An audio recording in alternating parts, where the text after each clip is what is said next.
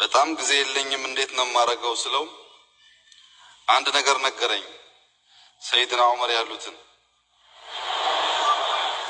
ማታ እንዳልተኛ የህዝቦች አማና አለብኝ፣ ቀን እንዳልተኛ የእናንተ ስራ አለብኝ ብለው ነበር። መተኛት አትችልምና አለኝ።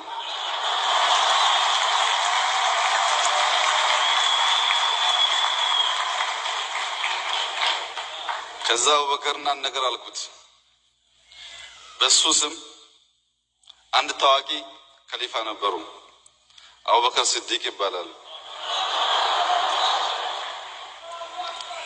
ከሳቸው አስተምሮ ዋናው አንኳር የሁላችንም ልብ የሚገዛው ካሳመርኩኝ አግዙኝ፣ ከሳት ካበላሸው አርሙኝ አቃኑኝ የሚለው ነው።